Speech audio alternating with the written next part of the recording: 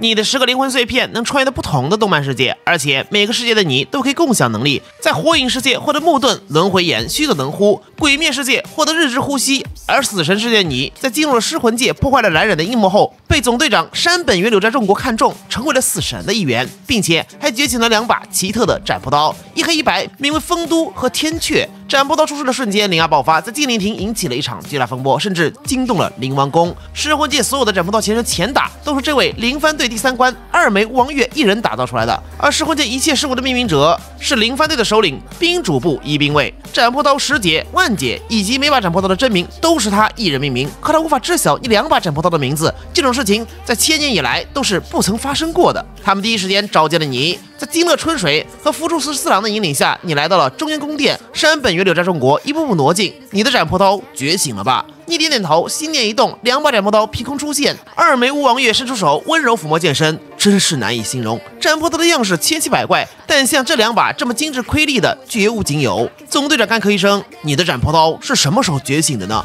前不久。10节呢？你摇头，2把斩破刀情况非常特殊，我虽然知道他们的名字，但却并没有完成10节。总队长褪去上半身衣物，露出一身肌肉。出于某些原因，我们需要了解你的斩破刀。既然你还没有10节，那我就帮帮你。拳头轻轻隆起，如闪电穿过黑夜。你点点头，雷遁之铠，霸王色霸气，源之呼吸，尾兽衣，诸多 buff 瞬间叠满。老爷子，拼斩破刀和灵压，我不是你对手，但拼肉体强度，那可就是另外一回事了呀！别说我年轻人不讲武德。砰的一声，拳锋机的碰撞，狂暴的力量直接将地皮掀了起来，整座院子都飞上高空。山本源柳斋重国瞳孔一缩，这小子有点意思，年纪轻轻居然能有这样的肉体强度，真不愧是连冉冉都看好的天赋。所有人都看呆了，一个刚入队不久的新人，居然可以和总队长正面碰拳吗？说出去谁会相信呢？这合理吗？二枚巫王月和兵主部一兵卫感慨不已。斩破刀暂且不论，光是体术，你表现出的战斗能力就已经是队长级，而且属于最顶尖的那一波。与此同时，山本源柳斋重国兴致愈发高涨，用出了1股、双股这样的百打绝技。接着我看看你到底还藏了多少东西。而你也有了新的感悟，霸王色缠绕对于死神这种高灵子聚合体有着特殊冲击，每挨一次霸王色，对方的行动就会出现明显的停滞感。理论上来说，只要霸王色够强，你可以硬生生把一个死神打成最初的灵子状态。交锋数轮后，千年最强死神长呼一口气，真没想到居然要到拔刀这一步才能让你产生压力，真是后生可畏。话音刚落，手中拐杖变成了一把带着火焰的太刀，万象一切皆归灰烬，流刃若火。刀身燃起熊火焰，足足6000度高温，烧的空气都变了形。你也吞口口水，不愧是千年最强死神。这刀下去，以你的体质肯定不会死，但最好还是想办法抵挡住，因为滋味不好受。总队长大吼声：“炽热地狱！”通天火柱从地面骤然爆发，点燃脚下的大地，而你也已经握住了双刀，狠狠将风都插入灼热的大地。斩破刀自带技能黄泉，下一秒，幽蓝的泉水带着刺骨的冰寒与骇人的怨气从4面8方翻滚涌动，直接吞噬了那燃烧一切的火焰。数千年以来，没有任何力量可以让流刃若火的火焰熄灭，如今却出现了。所有人都震惊不已，难道是总队长手下留情了吗？二枚巫王月弯下腰，摸了摸黄泉水，这水似乎是在不断削减我的灵力，省流一下，黄泉水更加克制灵体本身。兵主部一兵卫愁眉不展，黄泉从某种意义上来说，这把斩破刀的真名很不祥。他们把黄泉当成了斩破刀的真名，并不知道这只是风都的一种能力而已。山本源柳斋重国重新穿回衣服，斩破刀的真名你们已经知晓，现在差不多该回去了吧？这是总队长下的逐客令。在离开之前，二枚巫王月看了天阙一眼，也许是我多想了吧。他总觉得这2把斩破刀有各自的真名，可一个人觉醒2把斩破刀是从来没有见过的事情。等二人离开后，山本源柳斋重国宣布，5番队队长的位置空闲的时间有点长了，接下来就由你接任。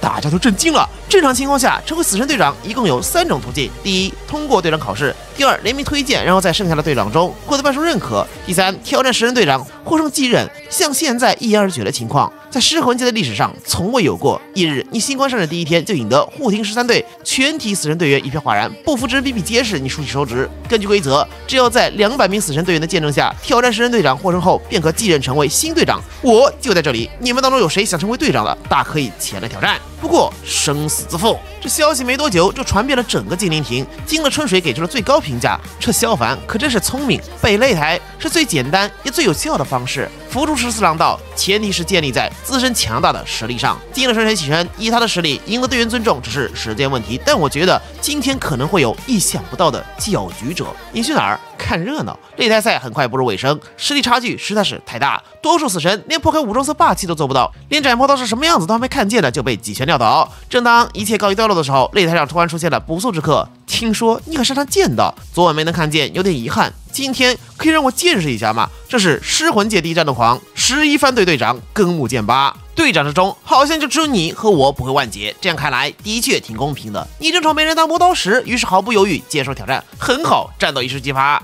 在此时，不远处走来一位满头白发的少年，队长之间擅自相互争斗，可是违反条例的。你们两个想被同时除名吗？是10番队队长日番谷东十郎。进了春水出声提醒日番谷队长，这不是私人恩怨，而是擂台挑战，你就睁一只眼闭一只眼吧。东十郎冷哼掉一句，不要太过分，随即也站到了一边。根木剑八率先挥刀斩出一道金色高浓度磷压汇聚而成的斩击，可以燃烧空气中的磷脂。你同样会见不同的是，斩击是蓝色，而且丝毫没有磷脂波动，完全的力量和技巧，可结束一瞬间直接击溃了金色斩击吹起一阵狂风，先飞靠近的死神队员。剑八道为什么不用昨晚的能力？你打了个哈欠，我在等你把眼罩拿下来。他哈哈大笑。很好，不愧是萧凡，我就喜欢他的眼罩是技术开发局的产物，唯一的作用是压制自身的磷压，享受厮杀乐趣。拿下眼罩的瞬间，空气中传出嗡鸣声，强大磷压掀起风暴。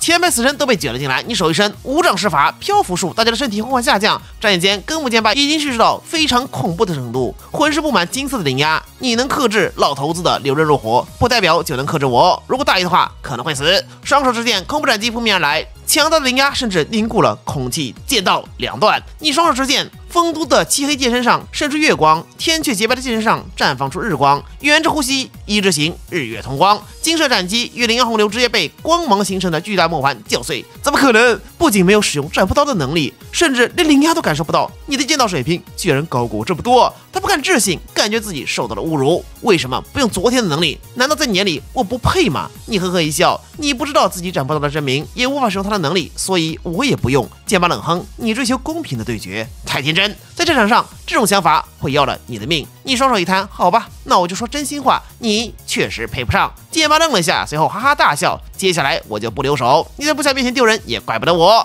话音刚落，磷压如海啸般肆意吸引所有，甚至将地面分裂成两半。你目光一凝，很强，但是还不够。脚下骤然浮现太极阴阳图，出剑虽然缓慢，但仿佛周围的一切陷入到几乎停滞的状态，正是太极一剑。根木剑八的身体凭空多了许多束缚，双臂肌肉隆起，拼命挥动斩破刀，可速度越来越慢，爆发全力，竭尽所能的斩出几条斩击。可随着丰都的剑尖划出玄奥的轨迹，他的斩击在空中转了几圈，居然缓缓消失不见。